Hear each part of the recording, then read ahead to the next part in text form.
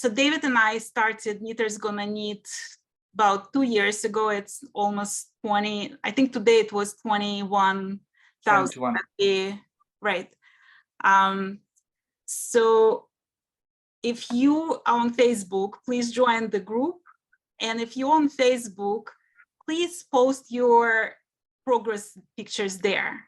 We love seeing all the progress pictures. It's actually gonna show more people that they can join the Knit-A-Long. It's gonna help spread the word about this Knit-A-Long. So use that group to show your progress as well. If you are on Instagram or if you're on TikTok, then use the Fiberchats hashtag and use the hashtag Fiberchats KAL. Fiberchats Knit-A-Long. So I can see you guys there and I can see your progress there. Also, like if there is any questions about anything, feel free to either reach out over Ravelry or DM me or email me to fiberchats@gmail.com. Or you can DM me on Instagram, TikTok, anywhere. So like I'm usually very easily reachable, so don't be afraid to ask questions. And I hope that like there's a lot of people with a lot of experience in Shetland lace, including Monique Boonstra, who is the designer for Minogame. I'll learn how to say that one day. It's a mouthful. Yeah, it's Minogame. So she's gonna participate in the Knit-A-Long as well. So if we have any questions, she's gonna be available to answer it. You guys can use the chat function. So if anybody wants to, you can just talk with each other while I'm talking if you wanna say hi to each other. Or if you have any kind of questions, write it in like uppercase letters so I can see, and David can point me also to the questions. So just use the chat if you have any questions. Do you know how to use the chat? It's basically like if you go on the bottom of the screen, there is a chat function, and then it's gonna open a little screen on the right of the main screen, and you can type there. So if you know how to use it, just say hi there. Yeah, also mention the hand emoji. Right. Yeah. So I'm gonna do a few polls a little bit later, and I'm gonna ask a few people volunteer to answer those polls. So if you wanna volunteer, raise your hand. There is an emoji in reactions on the bottom. So if you click on that, there is gonna be a hand emoji, and you can just click on it and it's gonna place you on top of my screen so I can ask you to unmute yourself and elaborate on one of the questions. So I'm gonna start with the reason why I decided to do this Knit-A-Long. I was at Rhinebeck and I was chatting with Chip from Fiber Hustle, and we were talking, they were standing on the podcaster hill at Rhinebeck, and he said, he looked around and he said, so who are your people? And I thought long and hard, and I was like, you guys are my people. So I decided I'm gonna do the Knit-A-Long to get to know you all better. So I wanted to meet people who watch Fiberchats. I wanted to make new friends. I wanted to get to know you better, and I hope this Knit-A-Long will allow that. So I chose two different patterns. So the first pattern is Minogame by Monique Boonstra, and Monique and I have been friends for a number of years now. I test knitted a bunch of her patterns, including this one. This is the third one. And I interviewed her on my channel. I also did a special episode about this series of shawls. So it's she does it called the first one, the second one, the third one, the fourth one, and she hopes to continue about it. So if you haven't watched that, it's a great interview. That it was basically an interview of Monique and also all the test knitters who participated in her series of test knits for this for these patterns. I also posted a tutorial for Minogame. So the tutorial is for the first few rows of the pattern. It's the first five rows of the pattern. And if you if you watch that tutorial, it should answer basically like every question, because everything else in tutorial in that pattern repeats itself. So I went over all the lines where there is symbols that you might not know. And I knitted all 5 lines, and then everything else is basically repeat of the same symbols and the same lines. So if you stuck at the very beginning of that pattern, please watch that tutorial. It's on Fiberchats, and I think it should answer vast majority of questions right there.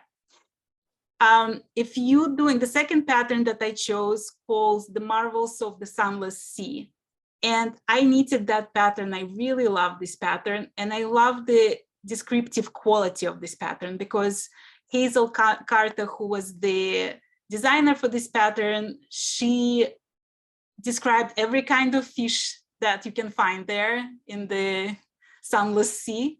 She described some of the plants that grow in Shetland. It's beautifully written pattern.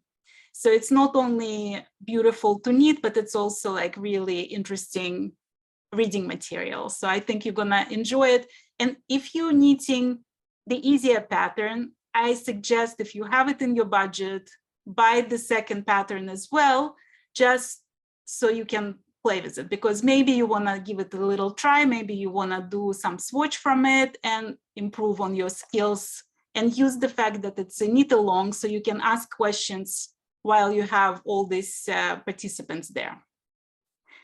Again, it's not a must, it's up to you which pattern you want to knit.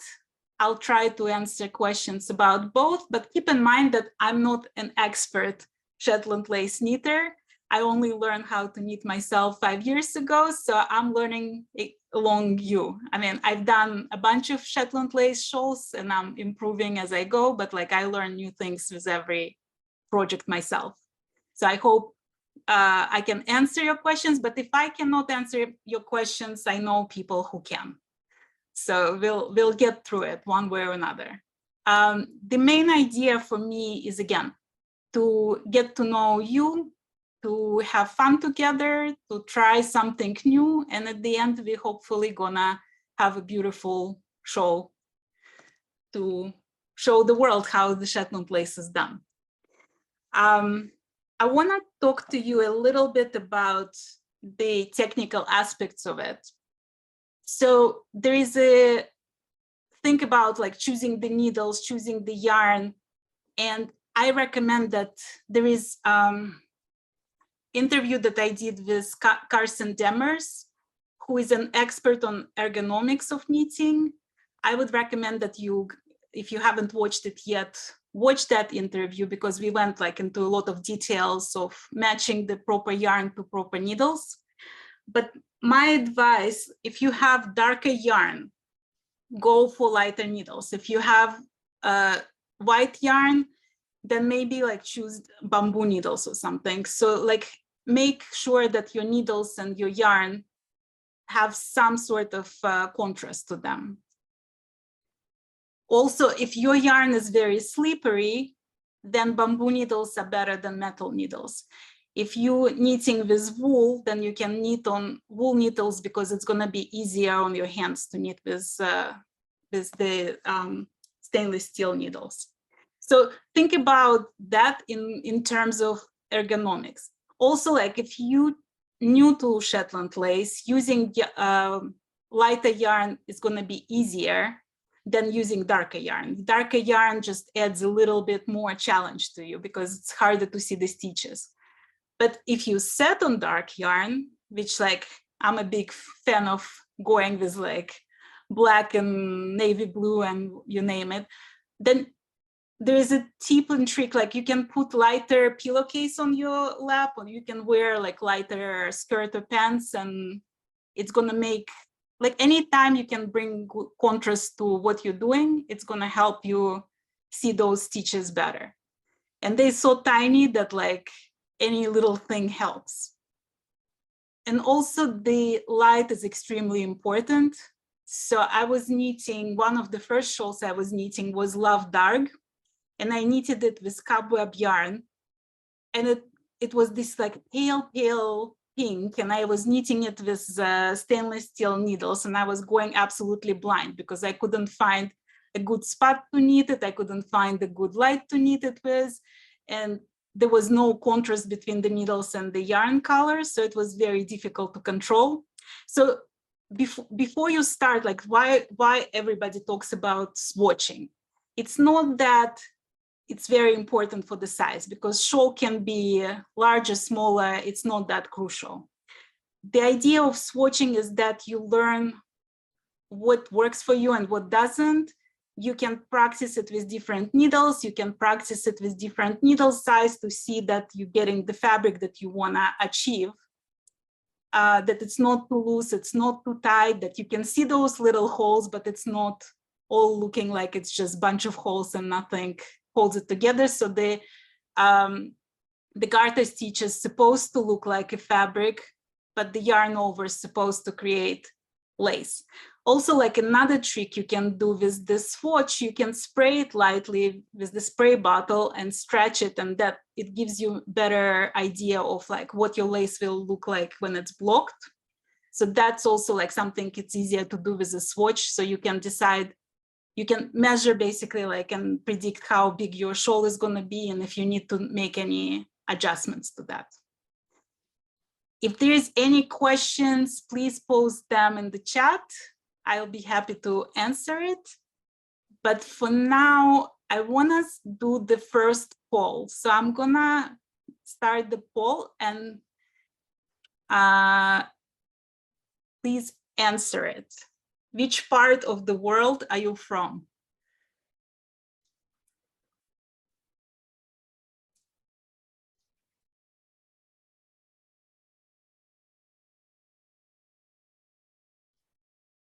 So we have actually, interestingly, I thought it would be more people from Australia and New Zealand. We have some Australian, New Zealanders, we have someone from Europe, and we have US, Canada. Does anyone want to tell us where you're from? Just raise your hand and I'll gonna unmute you.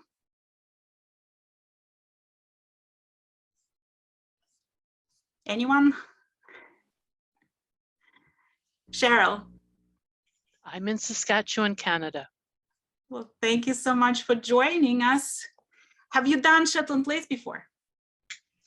I have done some simpler Shetland lace, but nothing this complicated. So I'm going to be challenging myself with this project. Well, I'm so glad you're joining. It's so lovely. Okay, let's ask Rosalie. Sorry, hello. I'm from a small country town in Victoria, which is a state of Australia.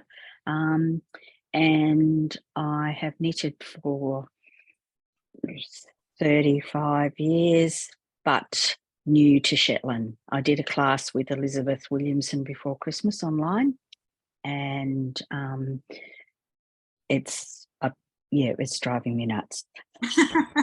Have you tried Betsy's joint? Yes. Was that part of the class? Yes, it was. It was great. Yeah, very. I like. It was really good to do. Yeah. Yeah, I wanna try. It's like one of my dreams to go to Shetland and take one of those classes. Same. On Yes. the list of things to do this time. But thank you so very much. Thank you. Laura, do you want to unmute yourself?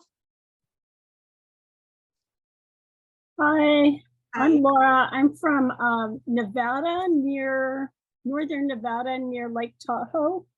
We've been hammered by the snow. Yeah. Have you done Shetland Lace before? I've done a little bit. In fact, you started me. You and I started with Esha, but I got stuck on the heart, and it's just sitting there languishing. So I got to figure out how to do the heart. Okay, you know what I'm gonna do one day? One day, just hold me to that. I'll make a little secret tutorial. So Monique doesn't want the heart tutorial to be on YouTube because it's her signature heart. But I'll make a little secret video and I'm gonna share with those struggling because it's actually like really simple. So I'll do that. We'll keep it a little secret. Okay, our little secret. Thank you. Marianne, do you wanna unmute? Yeah, I'm Marianne and I'm from Madison, Wisconsin. And I just knitted another Hazel Carter shawl with the Shetland Seas or something. Yeah. A little bit different name. And I got stuck on her corners. So I have one edge done, and I really wanted to work on my tension. My tension is not, I've just done little tiny swatches, trying to get my tension better. And I'm just working really hard on that. I think it's just a matter of time, you know, it's like with every shawl you're becoming better and better because like I look at some of the things I knitted at the very beginning and I'm like, ah. So yeah. It's one of those skills that like get better with practice. Well, thank you so very much. I have somebody that it just says iPhone. So if you wanna unmute yourself. No. Okay. It's me. It's my first time using Zoom, so I just wanted to get in. My name's Wendy Ellis, and I'm here in Las Vegas, Nevada. I just finished my shift at work, and I think my eyes are too tired to work on my Shetland lace. Yeah, you need to be alert with good light and like not very stressed to start with it because that, you know, the beginning is important. We want to have the positive experience with that. So have a good night's sleep and then try the jump in. Thanks, everyone. Thank you, Wendy. Alina? Hi, I'm Alina. I'm the one who had a hard time answering the question. I actually was born in Ukraine, but have lived in the US now since 1995. So, you know, it's kind of hard for me to still tell where I'm from, but I am somewhere. So, and recovering from COVID right now, love doing lace. This is going to be my first Shetland. I've done all other Russian, Ukrainian patterns and everything. And so just cannot really knit right now because my hands are still semi-swollen, but hoping that they would be okay shortly to get started. So it's my yarn today. Right. So, well, lovely to meet you.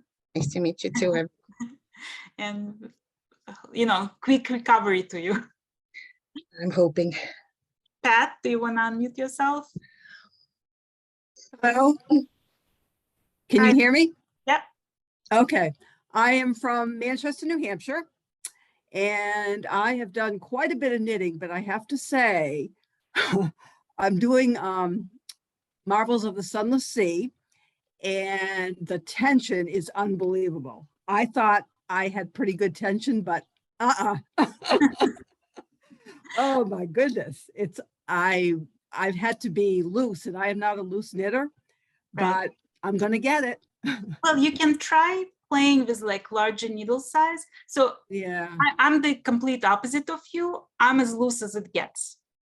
So I call myself jokingly a woman of loose knitting, because everybody knows that. Everybody is like, I tell it to all the designers I test knit for. I always go down the size of the needles. So for the Marvels, they recommend, I believe, 3.5 millimeters. I'm going with 275. So like I'm down like 2 needle sizes to achieve the same tension. So you might try the opposite, because as long as your tension is even, it doesn't really matter. Like if you tight, you can just go up the needle sizes and it's gonna help. the hardest part is the knit two togethers. Okay, so when I did, please watch the tutorial for Minogame that I posted on YouTube. I did do that. So I show how to do the knit two together there, especially like when it comes to my slip knit. I insert the needle into the stitch on the front of the stitch and then turn it around the needle, because that loosens the stitch and it allows your needle to come to the back of it and catch the yarn. So like try to, like we call it in the Fine Shetland Lace group, they were jokingly calling it rock and roll movement, because you basically like, okay, let me try to demonstrate. Like you would enter the needles, and we see me, like we would enter it in the front of the needle and then go around, and then you catch the yarn. Or the same with the knit, like you go in the front and like, so try to like loosen the needle, like you go around a little bit and it loosens the needle. So it's gonna be easier that way. But like when you tie it with tension, this is gonna be the main thing for you to loosen it up a little. Yeah. I'm gonna get it though. Thank you. Okay. Margaret, do you wanna unmute yourself? Hi, I'm Margaret from Sydney, Australia. I've done knitting for many years, but Shetland just eludes me. A friend brought a kit back from the Shetland Islands many years ago, and I gave it a try, but then threw it in the corner. So I'd like to get it out of the corner and learn some more. Oh, definitely. We'll get it out of the naughty corner. Thank you. Thank Yes, I will. you. Hey, Chip, want to unmute yourself? Hey, I'm Chip. Also go by Lauren. Sometimes you'll see on Facebook and whatnot. I'm doing the Minogame. I've done some lace knitting, no Shetland lace knitting. I've been knitting for about 3 years now. Okay, and Chip was also on the Humans of West Knits.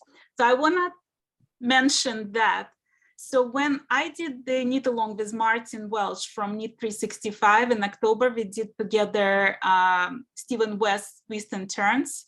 So I came up with the idea of, instead of just interviewing all the designers and all the yarn dyers, I wanted to know more about people who actually make Stephen West famous. So I was like, why not interview people who participate in this knit along? So I came up with the idea of Humans of West Knits. And I'm thinking that it would be a great idea to continue the same with this knit along. So I'm putting together Humans of Fiberchats. So if you want to participate in that, please, and Chip was one of the first people to volunteer for that, which I'm very grateful for.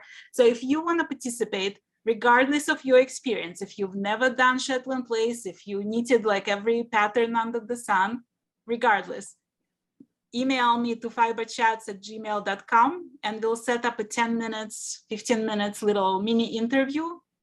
And I'm doing it basically just so you get to know people who participate in this knit along, but also I get to know you better, just purely for community building and fun.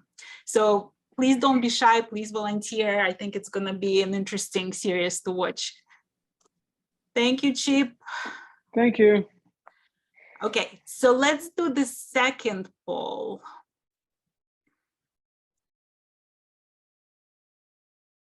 So basically we have 75% from US and Canada, 5% from Europe, 20% from Australia in this meeting, and we'll see what tomorrow brings. It's probably, it might be different.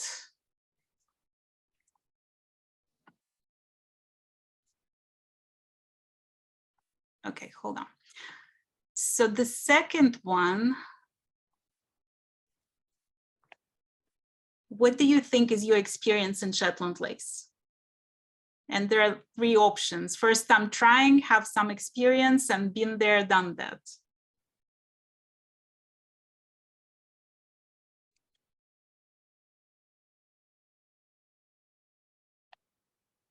So we have a lot of people for whom it's first time experience. We have like 68% for first time, and 26% have some experience, and 5% of very experienced Shetland lace knitters. And I'm hoping that those of you who are very experienced Shetland lace knitters will help us in Ravelry, in the group. So if somebody has questions about how we do that was like whatever, like one of the techniques, or if there's any problems, please help out if you can. Well, can those of you who said that you have a lot of experience in Shetland lace volunteer and tell us a little bit about it?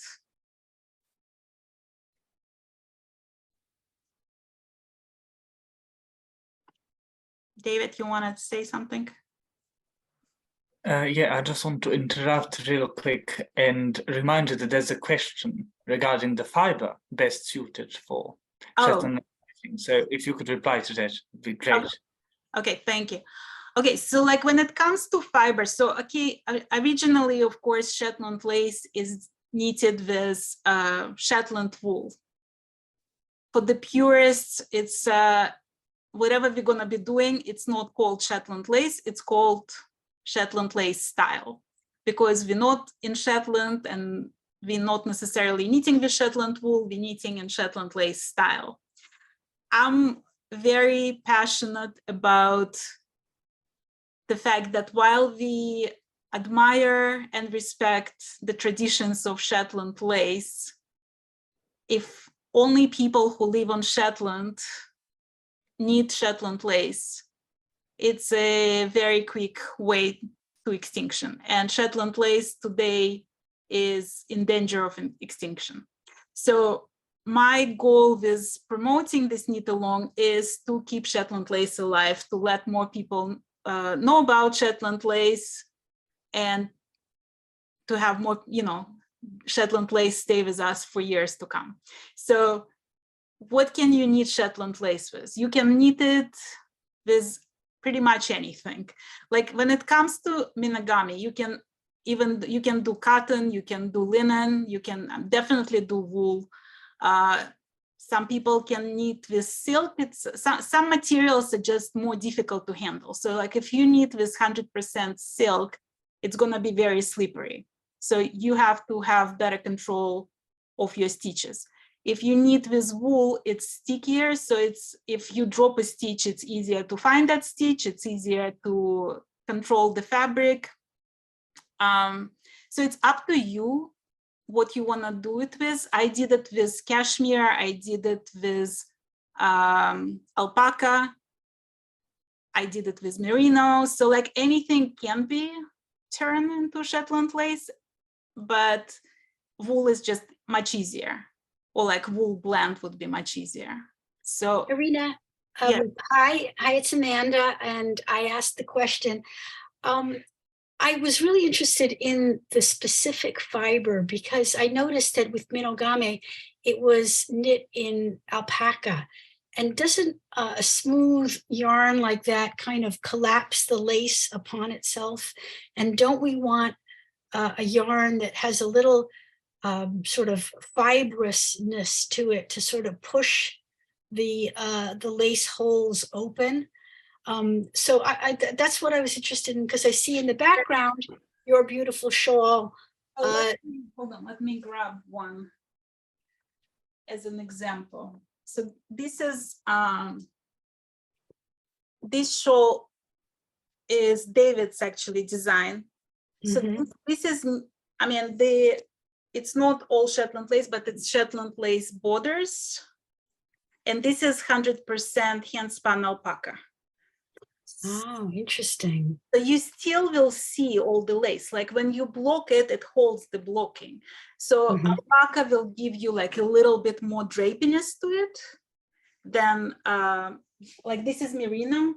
So it would hold the blocking a little better, but this still holds. I mean, like I blocked this when David first designed this shawl, and that was what, 2 years ago, 3 years ago. So it's a while, you know. Yeah. And I never reblocked it, and it still holds the blocking. It's, you can still see like all the holes. Yeah. Okay. Thank you. Yeah. So there is no like, I mean, again, depends on how much of a purist you are. I'm assuming since most of us are beginners here, we are not totally purist and we're not in Shetland. So anything can be worked. And my idea is like, we're learning the skills. And then what you do with these skills is like, you know, you can go move to Shetland and knit it with Shetland wool and become a Shetland lace knitter. But like, there is no right and wrong. Like whatever you have, you can make it work basically. Like even if you have some blend with acrylic, it still can work. Like depending on your budget, depending on what you're comfortable working with. Let's do the next poll.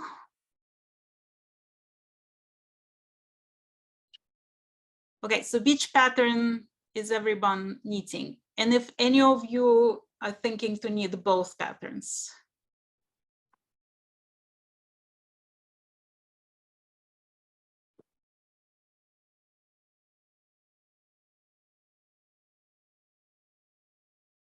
Oh, we have both. I love that. And whoever said both, can you please volunteer to speak? I would love to talk to you.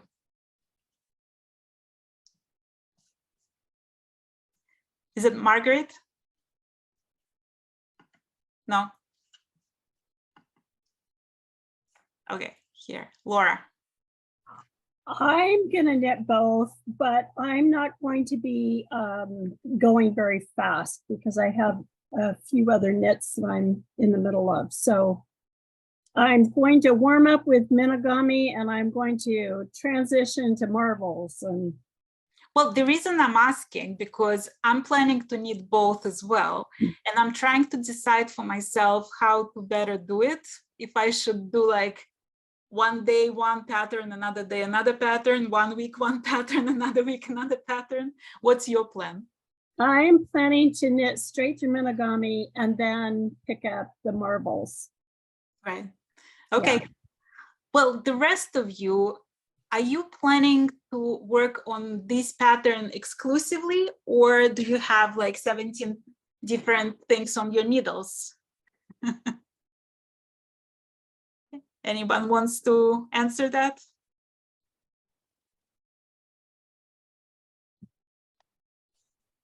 I'm Barbara in Oregon, in Portland, Oregon. I'm said in the Ravelry chat that I had the whole big long list of reasons not to do this knit along and one reason to do it. And the one reason is because I really want to, but all the other reasons are all the other patterns that I really am committed to finishing up and doing. And I feel kind of silly for starting something new, but I'm really excited about it too. So I'm expecting it will be very slow, and that's okay. Oh, it's totally okay. We are like, this time we're totally doing embrace your pace.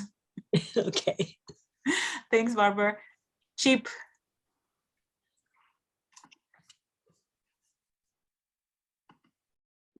I'm going to be knitting a couple things at once. I have, I think, 4 things I'm knitting right now, and 2 more things I'm going to pick up this week. But both of those things are 1 day long, 2 day long patterns, so they'll be done fast. This I plan on taking a while and just doing it as I'm tired of whatever else I'm doing. I'm going to do a repeat or 2 of this and then get back to it, whatever else. Right.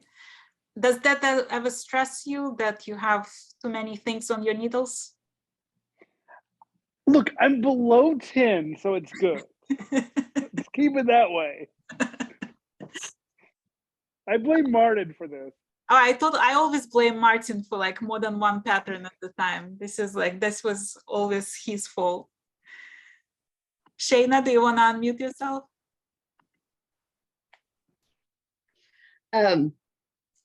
You know a little bit about me from previously, but I think I have 19 projects on needles right now. And that's not including anything that's waiting in the wings. And I will be casting on 2 more over the next 2 months, including the 4th one. The 4th one will be cast on the 1st of March. So I am probably about as far from a monogamous knitter that you can imagine. Well, So- how do you keep track of like where you are in the pattern? How do you keep those notes? Like, are you on Ravelry a lot, or do you use something else? I haven't been using Ravelry. That is my new skill challenge for February, is to figure out Ravelry. I keep track of it within my project bags. I use organza bags for my projects. And so there is a printed pattern in each bag. I have spent an incredible amount of money on needles. So every project has all the needles that it needs to finish. And if that's a 9-inch double points and a 16-inch, then they're all three there. And for most of my lace projects, I will laminate a printed pattern, and then I use the highlighter tape to keep track. And then there's the handy dandy notebook, the spiral notebook, that you write things down. And if I put it down, I'll put a note on where the end of where I stopped. That way, because ADHD is real in my world, at any given time, I can pick up a bag and everything I need is there. Right. So, Chip, can you come back for a second? I want you to tell everybody about your trick about how to keep the spot on the pattern. So yeah, what I usually do, or what I used to do a lot, is I would take a half-size clipboard, and I would put my pattern on the clipboard, or at least put the chart on the clipboard. And then I would take a rubber band and put the rubber band over the clipboard on whatever row I'm on. And then as I go up and down, I can move the rubber band with me.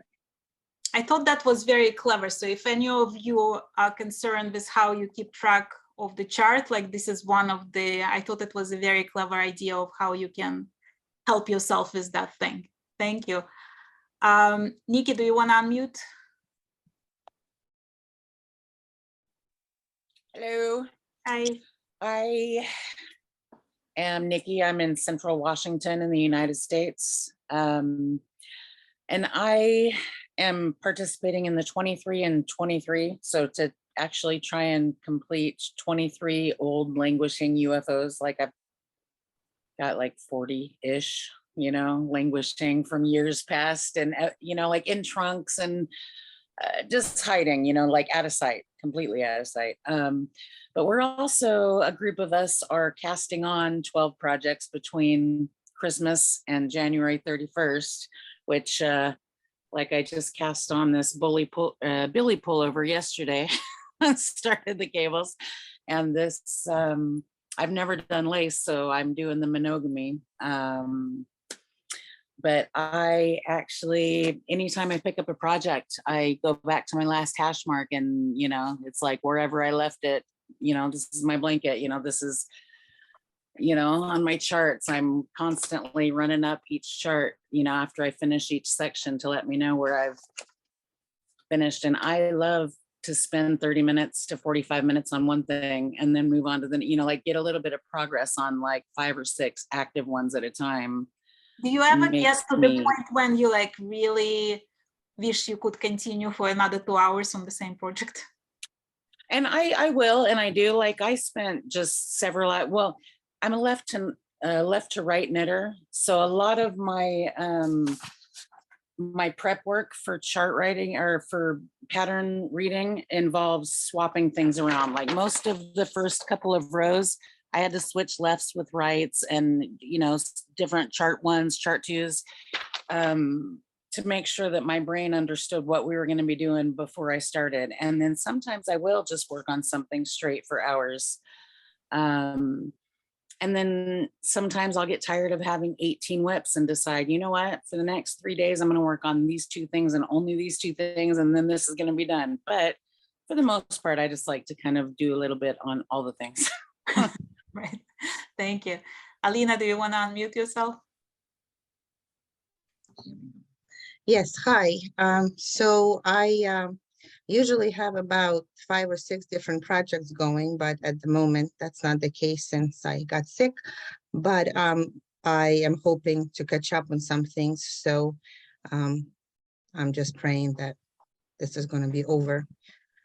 for me soon because I had an allergic reaction to the medicine they gave me, and that's why my face is totally blown up. I didn't even want to, you know, use the camera because this is totally not me. So, and it's just really a weird feeling.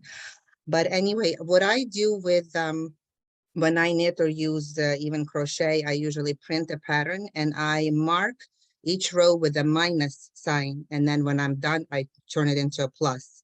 And I also use highlighters of different colors. Like if I have a section, you know, that's like 5 or 10 rows long, I would use the same highlighter after I'm done. So that's what seems to help me. That's, I guess, a teacher, previous teacher showing up in me with coloring and doing other things. But so hoping to do this easier project first, and then I believe that, and everybody probably falls in love with Shetland lace. And if I fall in love, then I will definitely do the second pattern too. It's just kind of how my body and my hands are going to cooperate this time. So we will see. Yeah, well, just go at your own pace, and I hope Yes. you're going to feel better soon. Yes, I hope so too. Can't wait. Cheryl, do you want to unmute yourself? Hi. Yeah, I'm not a monogamous knitter. I never have been. And I've been knitting for decades. And I'll be working on finishing up some of those projects. And also, I have a spin-on starting at the 1st of February, where I will be spinning my fiber and then knitting it up. And that'll go from February until May. So in between all that, I will work on this shawl. Are you the one who is using hand spun for this pattern? No, I'm not using hand spun with this one. I don't have enough hand spun for this project, Yeah, but there's I do have some hand spun in progress for a pattern that I had gotten from Martin. Yeah, I saw And one person on Ravelry who posted that she's going to be using her hand spun for Marvels of the Sunless Sea. So that's going to be interesting to see it. no, my designated Shetland wool is going to be going to a pattern that I had gotten from Martin. Yeah, thank you. Kate, do you want to unmute yourself? Hi, I'm Kate and I'm from Southern California. It's raining here a lot. I've knitted for a long time and I'm speaking up because I guess I'm mostly a monogamous knitter. I like to start something and really commit to it. But for the first time in the past couple of years, I do have a few unfinished projects that are beginning to build up and they're making me more and more nervous. I've up until now, I've mostly been a Fair Isle or color work knitter. Lace, I've done some lace, but I really don't know if I've done Shetland lace before. I've done lace patterns which were all garter stitch, but I think all the patterning was on the one side. So it's cut. In fact, that's the one I'm wearing right now. But anyway, this looked like a fun project to get involved. And how do I keep track? I wanted to speak up for Carson Demers because I do have trouble sometimes both with my hands and my neck. And I have, for many years, I put my pattern on either a music stand or a reading stand so that it's sitting up and I don't have to bend my head down. So I mark it on a magnetic pad with magnetic tape. And actually, I don't usually have trouble losing my place because it just stays there until I move it. No, that's very clever idea, actually, like it. And I found, like, again, if you missed at the beginning, like I interviewed Carson Demers, so he is a specialist in ergonomics for knitters, and he wrote a book about it. And I think you would find that interview very informative because we went into a lot of details at how to pick the right kind of needles, how to sit properly, how to not forget to take a break, which is one and of I'd like to speak up for his book also, which goes into a great deal of depth. And it's not only useful for knitting, it's anyone who works at a desk or at a computer, or it's transferable to anything like that. But especially if we knit and we're sort of addicted to it, you can not stand up and move around. And that's one of the main things important. Yeah. And you can also find like all the information about Carson on, like I usually put all the information about people that I interview in the description of the video. So there is a link to his website. There is all his information, all his links on the description of that video. So I highly encourage you all to watch that one.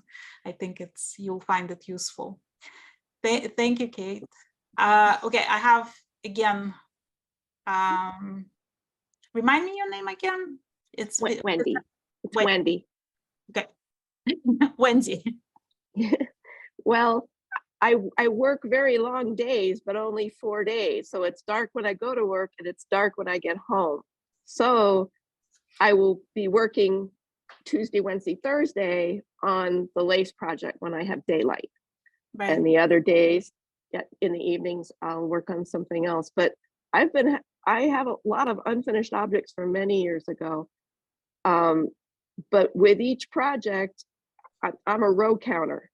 So I have a row counter on every single project.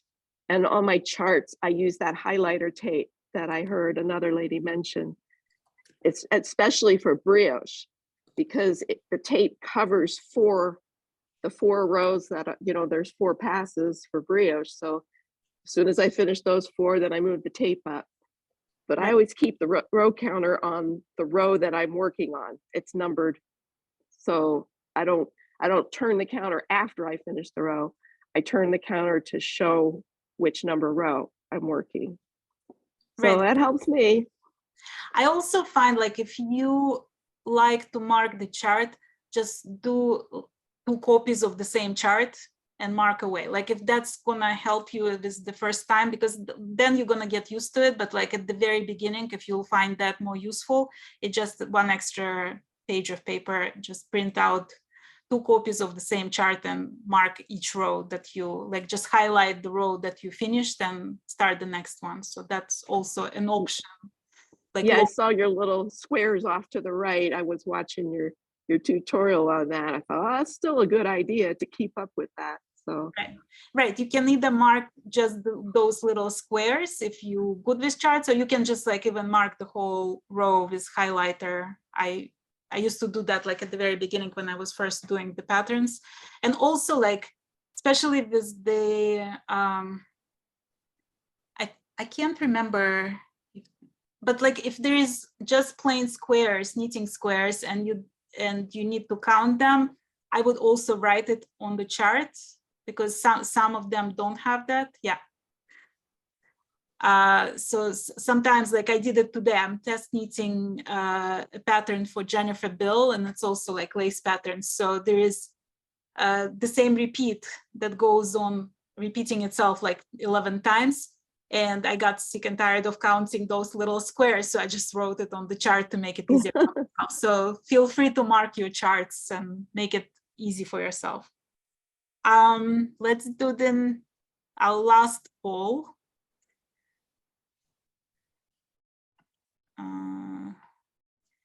So this is the question I really want to know. Like, why did you decide to join this knit-along?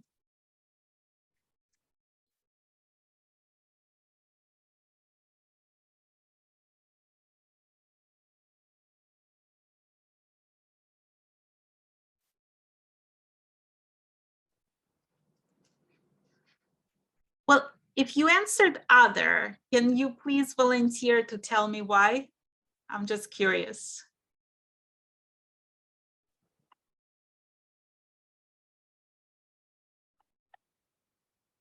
Alina? So I probably would have to say all of the options would apply. So that's why I got interested. So it's hard to just pick one. So because I think every time I join a knit along or any kind of project, so it's not just to learn something new, make something new. It's always, we're all human beings, and I have friends all over the world right now, and that's what's saving me, because I mentioned that I'm from Ukraine. My mom is in Ukraine, and I'm over here sick and worried for her and what's happening over there. So my knitting friends and crocheting friends all over the world are helping me, and every time I join a project, it's to become a better human being, to make new friends, and definitely learn something new. So that's would be for me. Great, thank you. Wendy? Yes, I find that when I do knit-alongs, I complete my projects. I mean, I've done the Stephen West, the mystery knit-alongs 2 years in a row now. Right. And I did his subscription one back over May, June, and July. I finished all 3 of those shawls. I mean, I've done so many projects in the last few years, and when there's a day to start and all the planning and everybody's all excited, and you know there's people from all over the world working on the project, and everyone's is so different, it gives me incentive to finish projects. Right. And so I joined for all those reasons. Right, thank you. Well, what's your expectations for this knit-along, and how can I make it better experience for you? Like, what would you like to see, to participate in? Do you want more of tutorials? Do you want to have Zoom meetings? Do you want to meet some Shetland lace knitters? Like, what would be your ideal experience for this knit-along? Alina? I think for me, probably helpful would be tutorials. I mean, even though I probably can figure out how to do things, every time I purchase a pattern or even find a free pattern, I find it's very helpful when a designer takes the time to either include a YouTube, video tutorial on whatever a special element is, or anything. So honestly, I haven't looked at the pattern closely yet for obvious reasons, but for me, it will be helpful if, the need be to do the actual tutorials on the knitting.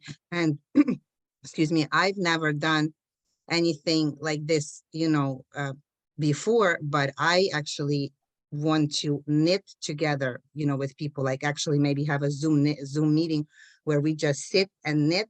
And as we knit, we talk, or something else comes up.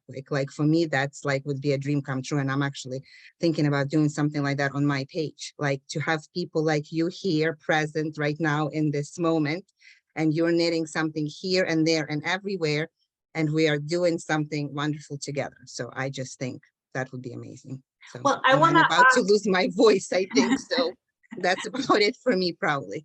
Right. So I want to ask you guys about that. So I'm more than willing to shoot tutorials and post them on Fiberchats, but I rather if you ask me specific questions, and then I can make tutorial for that specific question and post it.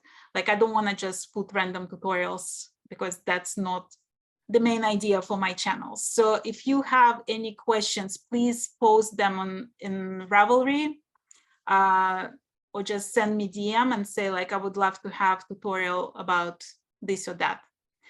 Kayla, you wanna unmute? Oh, hi. Yeah, I liked what Alina had to say. I hadn't thought about that, just sitting and knitting. That's nice. And, sort of getting to know each other, and plus sometimes discussing our difficulties. But what I was going to say was, at least at the beginning of this knit along, and I've never really participated in a knit along before, it would be, and because I noticed I had some trouble. I was trying to do a test swatch. I thought, well, this swatch is going to take me forever, even though I was just doing like one repeat of the central part. Right. But I got an idea. I said, I think that my fabric was going to look okay. But I could see where, yeah, there's little problems here that I maybe have some questions about. So I maybe even at the beginning having a bit more frequent, possibly just for maybe 2 weeks or something, like Zooms at the beginning, where we can have a little Q&A with you, maybe even if it's easily explicable in writing, to write to you first, so you'll get to see a few days in advance what the questions might be, because it's hard to just kind of field questions when. But yeah, we might have some hurdles to get over, let's say, at the beginning, and then it'll be smooth sailing. Right. So there is, if you go on Ravelry, right? So this is where you all should be, because we're trying that as a platform. It's new to me platform, so I'm learning with you guys. So I put like separate threads. So I put the announcements thread just for me. So I'm gonna be putting all the Zoom links there. I'm gonna be posting, like if I'm doing tutorial, I'll put the link to the tutorial there. So it's easy for everybody to see. So please check frequently on that thread. And then there is a general chat. So feel free to talk to your friends there, make new friends. That was the idea. And then there is 2 threads, one for the questions and technical support for Minogame, and then another one for the marvels. So post your questions there. I'll try to, like, if you're more visual learners, then I'll try to do tutorials. But again, like, I just wanna know what you're struggling with, so I can put a tutorial that's gonna explain it. Because, by the way, you did say to check back on Ravelry in our group frequently. Does anybody know, is there a way to get notifications that that some? Yeah, I can't figure it out either. I don't know if Ravelry has that. I wish they did. Yeah, I mean, so also, like, again, I'm very active on Facebook in Knitters Gonna Knit. So if you want to post your updates there, if you have questions, you can also ask there. And I'm always on Instagram, so please feel free to DM. Please feel free to tag me in all your posts. Use the hashtag Fiberchats KAL or Fiberchats, both of them. And if there is any question that you really need to answer, like sooner rather than later, Instagram is probably the fastest way to reach me. If not, then email me to fiberchats@gmail.com. Any questions, I'll try to do my very best to answer it. And I hope you guys will enjoy this knit-along. I'm so glad you joined tonight. I'm so glad I got to know you a little bit. And I hope we're gonna become friends and we're gonna get through these patterns together. Barb, do you wanna ask something? Unmute. Yes, I'll just tell you now, but I can put it on the chat too. But I'm a pretty experienced knitter, and when I help other people knit, I always really focus on how to read your knitting and how to correct your mistakes, because once you can do that, you're good. I had such a hard time with the Minogame swatch because I don't know if it's the yarn or the needles I'm using, and I've seen the videos, so I'll be working with that. But when I can't seem to correct my mistakes, and like if stitches drop, it's really hard. I can pick something up, I can do a yarn over and make sure I have enough stitches, but it looks awful. So any tutorials or any help that you might be able to give on how to correct your mistakes in lace would be greatly appreciated. Okay, yeah, that's a great idea. Actually, I like that a lot. I'll see what I can do about it. And also, like, let's talk about for a second, and I want to finish soon because I want to try to keep it to an hour. So, but let's talk about lifelines. So I love living on the edge, and I not putting lifelines often, but it's saves a lot of aggravation, especially if you're new to it. So if you use the interchangeable needles, they have this little hole, and you can insert either like cotton thread or different color. So it's right here. So if you insert that thread before you start the new row, and you just knit through the row, and then you pull, when you're done with when you get to the end of the row, you just pull the needle through and you have your lifeline inserted. So I would start and put like every half a diamond at the beginning, put the lifeline. It's just gonna save you a lot of headache and aggravation. And practice it like one time, this fingering weight yarn, just knit a couple rows and then practice inserting the lifeline, because with the interchangeable needles, it's like super easy. It's like you're not doing anything extra. So I would put it, if you're new to and you're trying to do Marvels of the Sunless Sea, I would do it for every repeat of the edging at the beginning until you get comfortable. And I would do it for every half a diamond for the Minogame, if you're doing that. So it's just like something like easy enough to do, but it saves a lot of time. And also I wanted to mention the markers. So I said it in the tutorials, like I like to use this kind of markers. They call loop markers. Can you guys see it? So it has like this little wire loop. And the main thing that they shouldn't be heavy and they should be smooth at the end there. So like there's this like one little bead, and just make sure that it's smooth, because I have this one. I hope you can see it. So it has like a lot of little details and they catch the lace all the time. So that's like not ideal. So something round. And if you don't have this kind of markers, then you know those rubber bands that teenagers use for braces? They sell them in drugstores. They like cost nothing for a packet. You can use those like little round rubber bands, or you can just make the stitch marker with the like another thread of yarn. Kayla. Oh, I use quite often, but I've never used for Shetland lace because I've never done it before. But you know, the bulb markers, they're like safety pins, but without the, are they okay? Or do they catch also? I don't love those because they catch. So the part where you can, right. Yeah. So Okay. this one, it doesn't have anything that catches. And I have like, I actually custom made those. I ordered it from somebody with like little beautiful stones, and I can't use them because they're too heavy. So it has to be like plastic, very light bead, and very thin. So like the thinner the loop, the less it's gonna stretch between the stitches. So if you use like regular stitch markers that you would use for like, let's say your sock knitting or something, it's gonna stretch. And the problem is it stretches it at the same spot through the pattern. So when you block it, you see that those stitches are stretched. So with lace, it's like a little less forgiving. So use something like the thinnest you can use. Well, thank you so very much to all of you, and cheers. And I love meeting you and to the successful knit-along.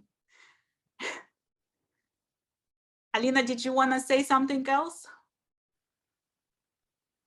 Yes, I wrote it in the comment. I don't know if anybody would see it, but I actually use regular straws, plastic straws, depending on, you know, the bigger the size or the smaller the size, and I just cut it. One time I was stuck somewhere and there was nothing else, and so they saved me. So, well, I mean, they're trying to ban plastic in New Jersey, but you can still find them. So, and I just put it in a little cup and keep them. They actually, I had Romy Hill, so I'm doing the series of videos on Fiberchats called "How to Become Secrets to Become" or Tips and Tricks to Becoming a Better Knitter. So Romy Hill was one of my guests, and she shared that trick, and that wasn't well received because of the environmental reasons. So go to the rubber bands. Yes, I got the same thing with paper straws. Right, but yeah, you could probably do it with paper straw. I mean, it's just like when you're cutting the straw, it's probably gonna have like a little bit of a rough edge, and that can catch on the fine lace. Like you're doing cobweb, no? Well, another idea. David, do you want to unmute?